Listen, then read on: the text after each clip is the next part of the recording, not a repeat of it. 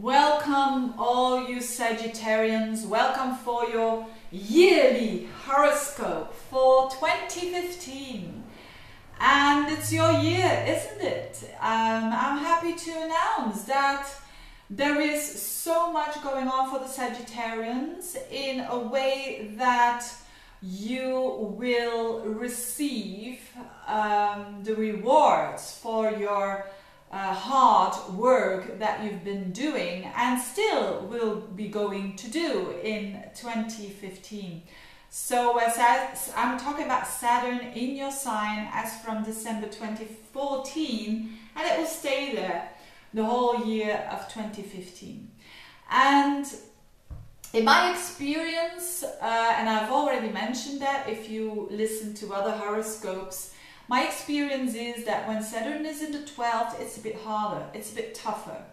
Because then you are ending cycles and you are cleaning up, and there are things from the unconscious that you are working at, and now Saturn comes in your sign, and this is a new cycle, a 29-year cycle actually that restarts. So the better that you are making your foundations now, the better it will be for you for the next 30 years. So you're building up something that you will benefit from the next 30 years. So you better do it grounded and with strong foundation. So having Saturn, the planet of definition, the planet of construction, having that in your first house means definitely that you are redefining yourself, that less is more.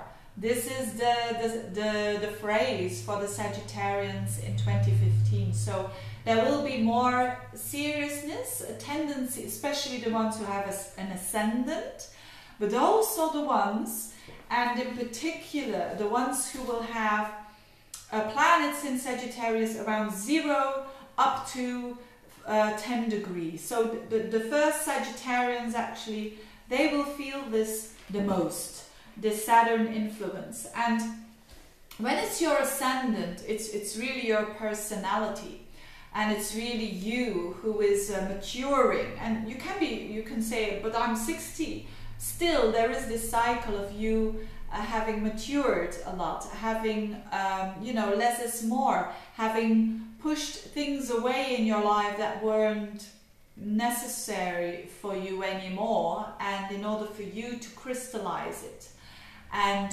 to work from there and building up again. So it will be a year of you being able to build very strongly, and at the same time you will have Jupiter, the opposite energy, which is Jupiter, which is expansion. You will have that in the highest place of your chart, which is your destiny, your work, your social position. So that shows me, especially if you have an ascendant, that you've been working hard behind the scenes, especially also when it comes to not only your personality, but also what you want to do in life in general. And now it's coming to fruition. Now you're going to start seeing the fruits. So Jupiter in the 10th means expansion when it comes to your work. So a lot of you will see now more expansion when it comes to work, maybe doing something more with teaching or with expanding your knowledge, which is already a very Sagittarian thing to do. And the Saturn means hard work, the persistence, the not letting go, the discipline. And Saturn is with you, which shows that the discipline will be with you. And if you are not going with the flow of the Saturn energy, you will feel that it's a difficult year for you. And if the best thing for you to do is to go with the Saturn, to do that hard work, even when you are tired, but doing it steadily and firmly, so you can expand. And probably as from August, Jupiter goes into your 10th house. So probably when it comes to your work, your career. So Jupiter will be in your 9th house up until August. So that means good time for travel, before that time. Good time for meeting people from abroad, connecting with people from abroad. Good time to study something, or you teaching others. So it's good to broaden your mind during that part of the year. And then as from September, August, September, it means Jupiter is in the sign of expansion of work and your social status. So the combination of Saturn in the first, Jupiter in the 10th shows, yes, a quite significant year for the Sagittarian. And if you have even your sun sign, for instance, in Sagittarius at the beginning, so the ones who were born in November especially, they will feel that probably with work there is more demanded. There is more work to be done, but it's also very fulfilling because it is possible that you will get more responsibility. That with more power and comes more responsibility. So that's certainly the case with you. Even if you say, I'm not working at the moment, work on your talents, work hard on your knowledge, especially during January up until August. Work hard on your expansion of the mind so you can apply it when Jupiter is in your 10th house, which is a very good position. Jupiter in the 10th means it's there every 12 years. So if you want to expand when it comes to your work, it's a year when you can do it. So it's a combination of hard work, but also having opportunities. Maybe connecting with other people. Maybe just opportunities that give you that uplift when it comes to your work. So that's very good. So a time of hard work, yes, I think so. But I don't think necessarily this is a bad thing. And Saturn in your first house, it's only difficult when you withdraw from the Saturn energy. In other words, when you fight against it, when you think, oh, I'm bored, I don't want to work hard to achieve something, then yes, it's going to be a difficult year. But I don't think that most Sagittarians, they have a goal and they want to go towards that goal. So that's good. Neptune is still in your 4th house. So for some of you, Neptune will square up to your sun sign or to your ascendant. So that will only be for the ones who have planets around 5 up until 9 degrees of Sagittarius. And these are the ones who are born around 28 up until, let's say, the 3rd of December. You are having Neptunian transit as well. And this is challenging because Neptune squaring up to that means that it's a challenge, but on the other hand, you've got Saturn in your sign. So the challenge with Neptune is that there is a bit mist, there is a bit insecurity. So if you as a Sagittarian feel insecure about something, a relationship or work or whatever, you ground yourself and see things in perspective, and you will feel better about yourself and about the situation.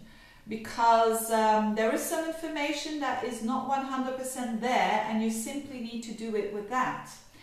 So actually, Saturn and Neptune are going to square up at the end of the year. So that's the challenge between reality versus idealism.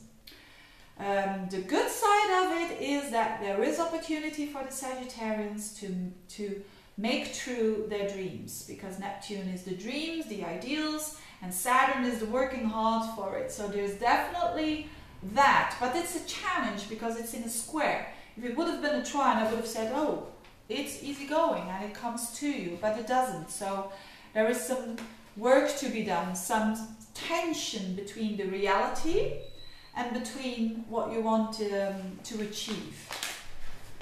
Pluto is in your 2nd house, just as last year, so you're still working on your value system. Maybe your values are changing, that's basically it. You've got new values and other values die. For instance, you can go for a job that gives you less money, but that is more fulfilling. That's just a simple a simple example. And Uranus stays in your 5th house. So Uranus, that's good for the Sagittarian, because Sagittarians want to go on an adventure, and that is very adventurous. Having Uranus in the 5th house means the 5th house is the fellow fire house that is all about expression and about romance and about creativity, and Sagittarians need that. They need to be in love with love, and I mean that in not in, oh, I long for someone, but I mean that in this hard energy meaning, that they need to be, they need to know that they are on an adventure and that they are gathering knowledge, gathering experience, and doing that in a joyful way. And that Uranus helps you with that, with Uranus in, or shows that you're doing that with Uranus in the 5th house. So it's, if you're single, it can mean a special encounter with someone, or someone who is a bit different than unusual, but very fresh. Could be the case as well. When it comes to relationships, if you are not in a relationship, you have, I've seen that quite often when Saturn comes into the 1st house, that people attract new people, that you attract new people in your life. And it's probably going to be quite serious because Saturn is with you, but also very long term. And that is a bit in a contradiction with Uranus in your 5th. But anyways, it can mean that in the beginning is very fresh, but then you say, hey, I want a serious commitment, and that you are able to do so. When it comes to if you are in a relationship, there is a maturing when it comes to your relationships in general, because you know now if you stick to this person, maybe you have a relationship of a year or maybe 10 years, you know what the relation is all about, you know what it is and you know what it is not, and you can decide if you go with that or not. So that is as well the Saturn in your sign. So a lot of reality, but also a lot of with expansion. So, and I like that for you Sagittarians. So that is the most important. I don't want to go too much in detail, but that that is the most important that I wanted to mention. So yes, that's the most important actually. So have a good year, you Sagittarians. Expand. When it comes to your work, it's the moment now, and it's the moment to start new things, absolutely. But do it in a gentle, slow way, and it will last for a long time, this success, because that's the Saturn in your sign. Have a good year, and thanks for watching. Bye-bye.